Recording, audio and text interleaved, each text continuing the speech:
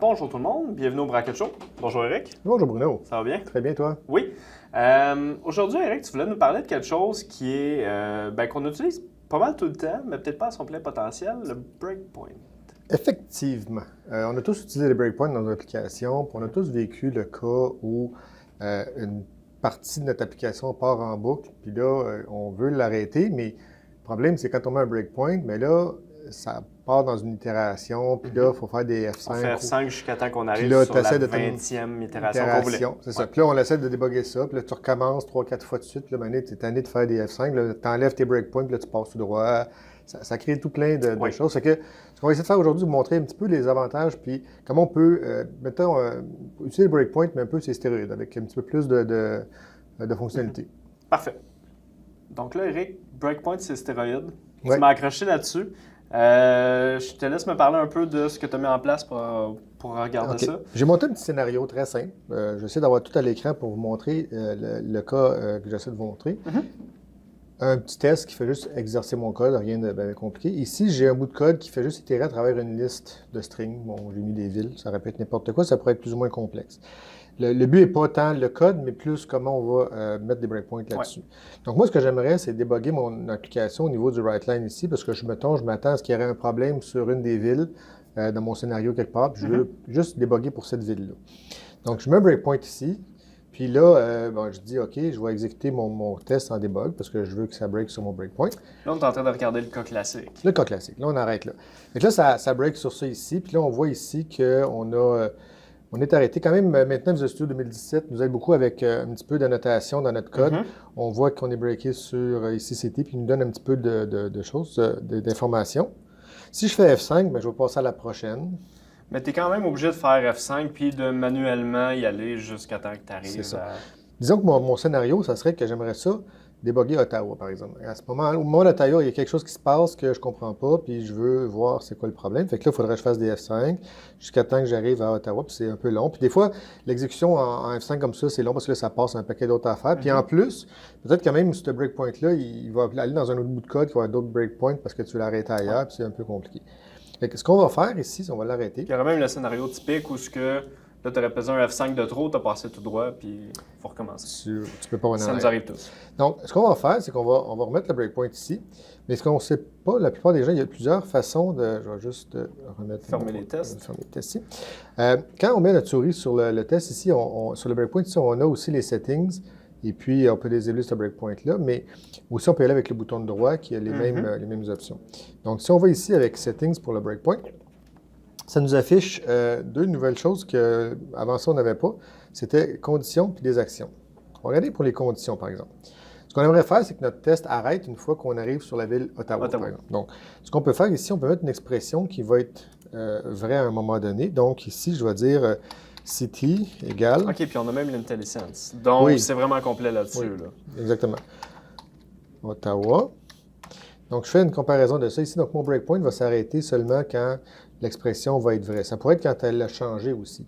Je pourrais faire quelque chose qui va inter une variable, puis à chaque fois qu'il va passer ce breakpoint, il va regarder la valeur précédente, puis si la valeur de la variable a changé, il va arrêter. OK. Ça peut être intéressant aussi quand tu as un flag qui tombe à false à un moment donné dans ton exécution, puis tu veux arrêter au moment où ça se passe. Donc, on pourrait le faire comme ça. Je vois même aussi qu'on a le add condition. Oui, on pourrait rajouter d'autres conditions qui fait qu'on va on va aller mettre plusieurs cas qui vont permettre que le breakpoint va arrêter dans différentes conditions. Donc là, si je réexécute mon même code debug ici, donc là, mon cas va s'exécuter complètement jusqu'à temps qu'on arrive à la ville Ottawa directement. Donc, on a déjà passé toutes les autres en avant, puis on arrête à celle-là. Donc ça se donne un cas intéressant. Parfait. Là, Eric, une chose que j'ai vue quand on mettait notre conditional expression tantôt, il y avait un petit drop-down pour d'autres options. J'aimerais ça qu'on allait les explorer. Oui. En fait, pour explorer les autres drop-downs, ce que j'ai fait ici, c'est que j'ai modifié un petit peu notre scénario de test. Ici, ce que j'ai fait, c'est que j'ai dit, OK, on arrive souvent à faire des applications multithread maintenant. Là. On commence à utiliser de plus en plus le Task Factory, puis les threads, puis tout ça. Ça fait que quand tu arrives à faire du debugging, puis vous avez sûrement déjà vécu ça, tu mets des breakpoints, puis là, ton code, il step un bord puis de l'autre parce que tu as les deux threads qui roulent en parallèle, puis là, tu ne sais plus où tu es rendu. Tu voudrais juste débugger une exécution de ça. Les autres exécutions, tu t'en fous, tu veux juste en débugger une à la fois. Donc, ce qu'on va faire ici, c'est que j'ai fait un cas, j'ai mis deux start new, j'appelle deux fois ma fonction, puis là, j'attends les résultats ici. Donc, si j'exécute ça avec mon code actuel et mon breakpoint qui attendait pour la ville d'Ottawa, on se rappelle. Donc, ce qui va se passer, c'est que je vais arriver une fois sur Ottawa, puis si je fais F5 où je continue, il va faire un deuxième break sur une deuxième fois sur la ville d'Ottawa. Donc, c'est pas ce qu'on veut parce que là, ça pourrait être un processus assez long de débugger puis tout ça, puis tu veux pas que pendant que tu es en train de débugger quelque chose, ton curseur de debugging passe sur l'autre thread, puis fait un autre bout d'exécution, puis il revient, parce que c'est ce qui va arriver souvent. Donc, ce qu'on va faire, c'est qu'on va se mettre un petit breakpoint en amont ici. OK? Ce breakpoint-là, ici, on va aller capturer, essayer de capturer un seul thread. Donc, ce qu'on va faire ici, c'est qu'on rajoute une condition. Dans ce cas-ci, on va utiliser une autre option qui est, pas la condition, mais plutôt l'action. Puis ici, on va aller faire afficher le thread ID. Fait que si on fait $, on a plusieurs choses qu'on peut faire afficher, dont l'adresse, le caller, le call stack. Nous, qui nous intéresse ici, c'est le thread ID. Donc, si je vais afficher le thread ID et que je close ça, là, là, ici, par contre, j'ai vu que tu avais quelque chose qui est quand même important à noter. Continue execution. Ouais, parce que les actions, normalement, c'est pour afficher des choses dans le debugger. Si je n'enlève pas cette coche-là, mon debugger va continuer. Puis on l'avait vu parce que le breakpoint était devenu un carré sur le côté. Là. Donc là, si je réexécute mon test ici, là, je vais arriver sur un premier breakpoint. Puis on va être capable d'aller chercher le ID de notre thread. Donc là, je vais juste comme ça, si on regarde dans l'output ici, j'ai rien. Si je tape in dans mon breakpoint, j'ai mon thread ID qui apparaît ici. Donc je prends cette valeur-là. Puis ici, dans mon breakpoint, je vais ajouter une condition qui s'appelle un filter. Donc ici, dans les conditions, les paramètres, ici, je vais rajouter une condition pour ce breakpoint-là qui va être un filter. Ici, on voit être count. Ça pourrait aussi dire on veut qu'on arrête après tant d'itérations, prendre une condition pour qu'il arrête après tant d'itérations.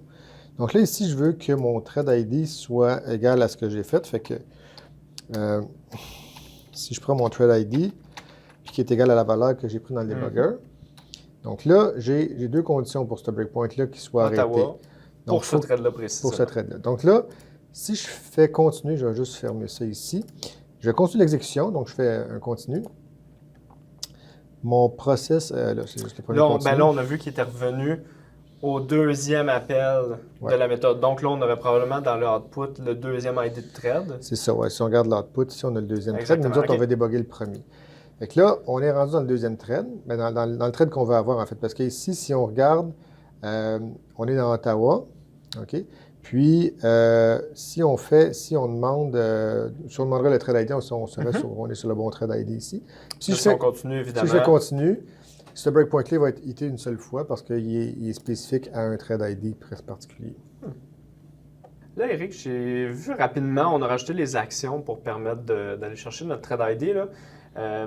En voyant que ça pouvait outputter dans le debug window, est-ce que c'est le genre d'affaire qui me permettrait d'éliminer les debug write line qu'on oublie des fois dans notre code quand on teste? Oui, tout à fait. Parce qu'on a tendance, des fois, ça arrive des fois dans certains scénarios de test où on a beaucoup d'exécutions qui se passent, puis souvent c'est très complexe, puis on se laisse des traces dans le code, une couple de debug write line pour voir où ça l'a passé, puis des fois on en met comme plusieurs de ça, puis ça arrive qu'on en oublie un qui traîne, puis en production, mais tu te ramasses avec un debug write line. Fait que l'alternative au debug write line, c'est ça. On pourrait faire ça aussi. Donc on pourrait remettre notre breakpoint ici comme on avait fait au départ, sauf que là, ici, on va aller vraiment directement dans les actions.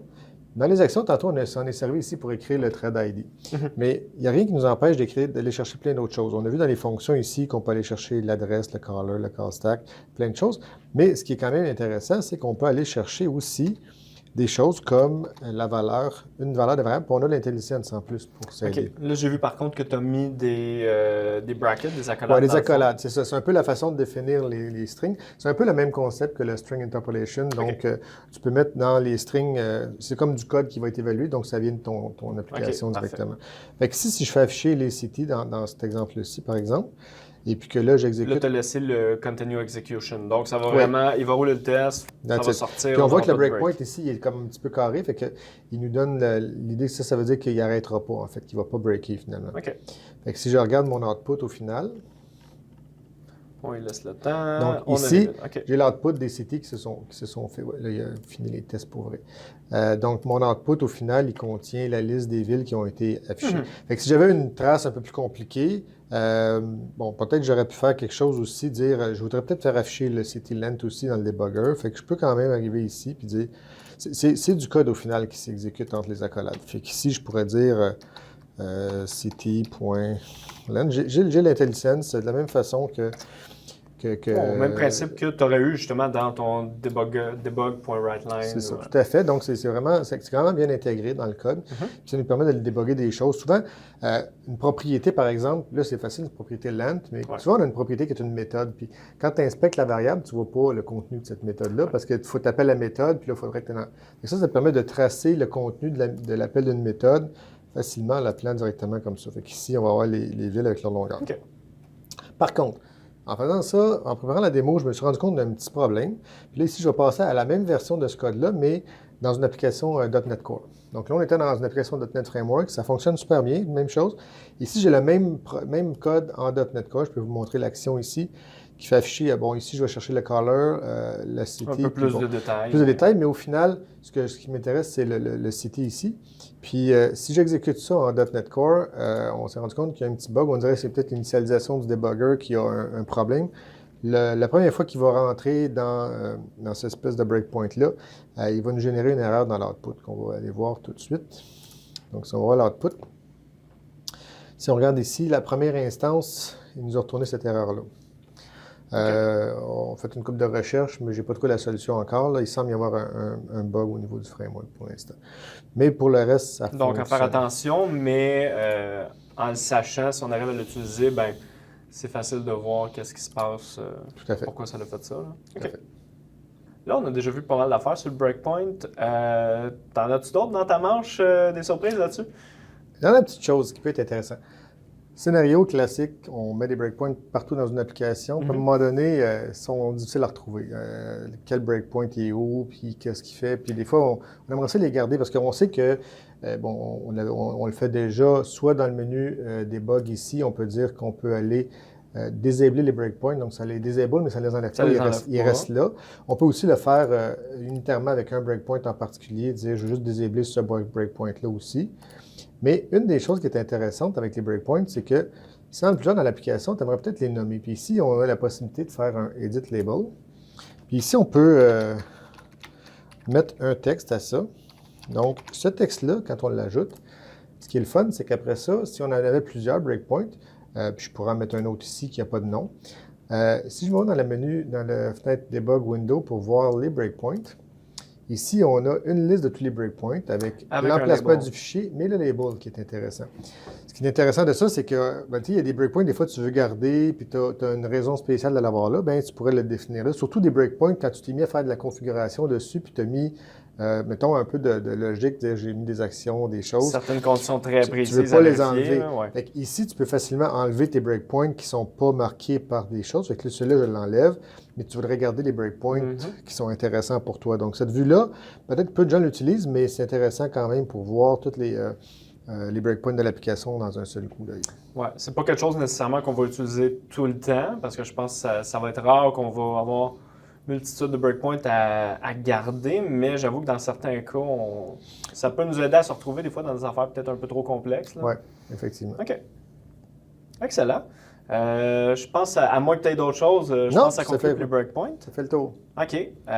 Si on peut se rappeler, dans le fond, rapidement, on a vu qu'il y avait possibilité de mettre des conditions pour filtrer dans certains contextes, pour éviter, surtout dans les listes, de louper à l'infini. Faire afficher des choses dans l'output window. Intéressant aussi de faire afficher des choses. On a vu le caller. Le caller, ça peut être intéressant aussi. On ne l'a pas très utilisé, mais surtout dans un contexte où le même bout de code peut être appelé de différentes places puis de différentes traites. Des fois, on veut savoir c'est d'où ça arrive, ce call-là. Parce qu'il y a certains calls qui sont peut-être plus intéressants que d'autres, puis on ne veut pas tous les voir. Fait que ça, c'est intéressant. Donc, pour vous dire que les breakpoints, on les un peu sous-estime, mais ne serait-ce que moi, je pense, pour éviter de laisser traîner des debug write-line dans le code, ça peut être intéressant. Surtout que quand tu fais ça, tu n'as pas le choix de recompiler l'application. Puis si on le fait avec un breakpoint, ça ne recompile pas. C'est ton application compilée. Tu rajoutes un breakpoint avec un affichage. Ça te fait un console write-line, un debug write-line en fait, mais sans recompiler l'application. Sans changer, oui. Donc c'est une application qui est longue à compiler, ça peut être plus rapide pour débugger. Très bon point. Donc, merci beaucoup. Merci. Évidemment, on vous invite à vous abonner à la chaîne YouTube pour avoir les notifications pour les nouveaux épisodes. Puis, il y a pas mal de changements qui s'en viennent. On prépare quelques nouveaux concepts. Donc, justement, abonnez-vous, restez à l'affût. Je pense qu'il va y avoir des belles choses qui s'en viennent. Oui, c'est ça, exactement. Donc, merci beaucoup.